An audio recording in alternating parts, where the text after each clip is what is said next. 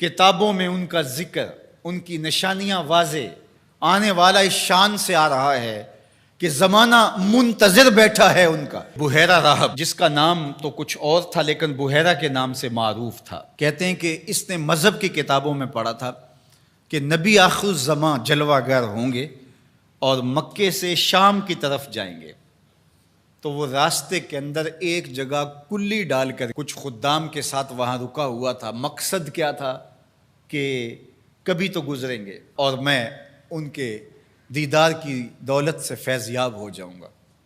مذہب کی کتابوں میں ساری نشانیاں اس نے پڑھ رکھی تھیں۔ وظیفہ کیا کرتا ہے یہاں بیٹھ کے؟ صبح ہوتے ہی مکان کی چھت پہ چڑھ جاتا ہے، اپنی اس کٹیا کے اوپر چڑھ کر کے حجاز کی طرف آنے والے قافلوں کی راہیں تکتا ہے۔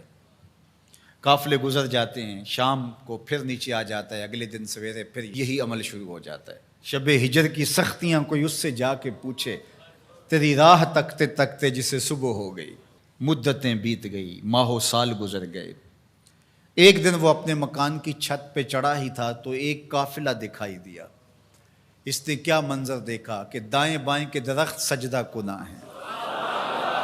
سمجھ گیا میرا مقصود آ گیا ہے، جس کے لیے انتظار کی گھاتیں تھیں، جس کے لیے منتظر رہا شب و روز، جس کے لیے راستے میں کلی ڈال کے بیٹھا ہوا تھا، وہ مقصود، وہ گوہر مراد آج نصیب ہونے والا ہے۔ تو جلدی سے نیچے اترتا ہے اور اپنے مصاحبوں سے کہتا ہے جلدی جلدی اس قافلے والوں کا کھانا تیار کر دو۔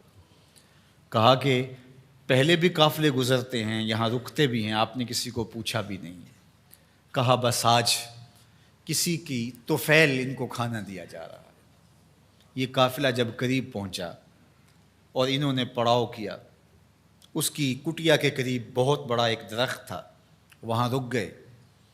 تو اس نے میسج بھیجا کہ آج دوپہر کا کھانا تمہارا میرے ساتھ ہوگا، آج تم میرے مہمان ہو۔ یہ بہت خوش ہوئے کہ ہم پہلے بھی گزرتے تھے، یہاں رکتے بھی تھے، اس نے کبھی پوچھا بھی نہیں تھا، آج خاص پذیرائی ہے۔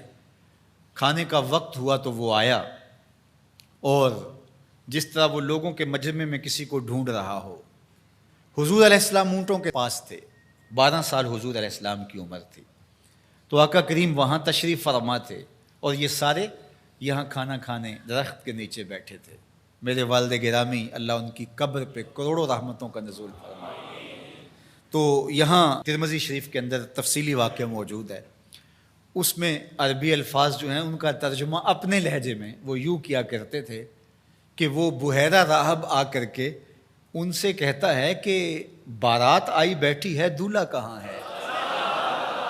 بارات آئی بیٹھی ہے، دولہا کہاں ہے؟ پھر حضور علیہ السلام جب تشریف فرما ہوئے تو اب وہ راہب آیا، فَأَخَذَ بِيَدِ رسول اللہ صلی اللہ علیہ وسلم۔ حضور کی عمر کتنی ہے؟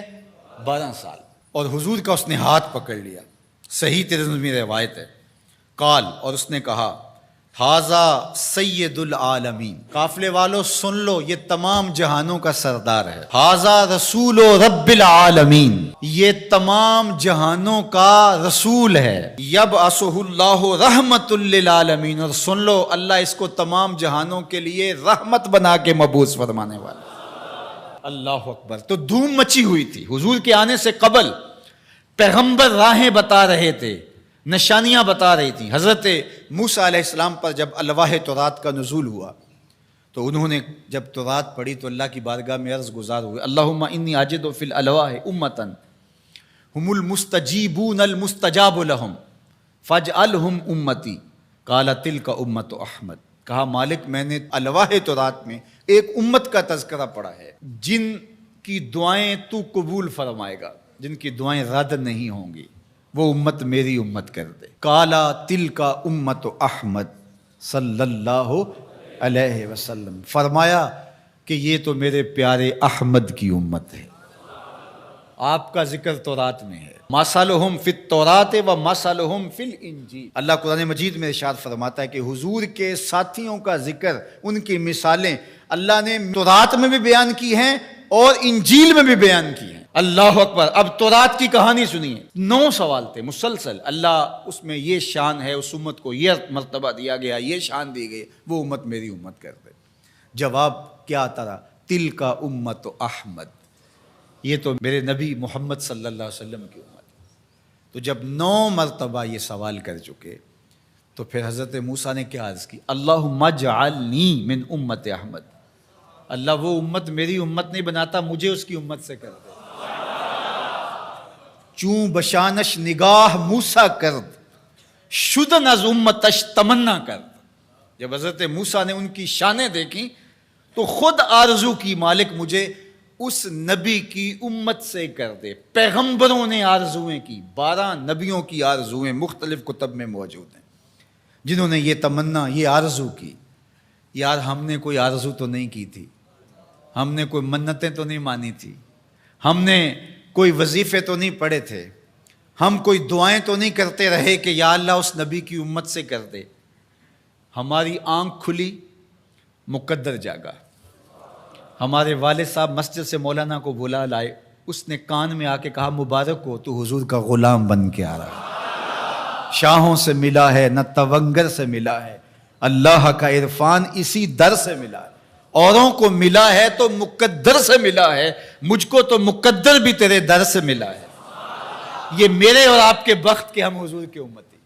میرے والد گرامی جھوم کے پڑھا کرتے تھے، محمد جانے جانا ہے پیغمبر ہو تو ایسا، محمد جانے جانا ہے پیغمبر ہو تو ایسا ہو، رسولوں کی بشارت سے مبشر ہو تو ایسا ہو، امر توقیر کا سب کو موکر ہو تو ایسا ہو، کیا ہم کو غلام ان کا مقدر ہو تو ایسا ہو، کیا ہم کو غلام ان کا مقدر ہو تو میری خوش قسمتی میں تیرا امتی، بری نازم کے ہستم امتے تو گناہ گارم و لیکن خوش نصیبم۔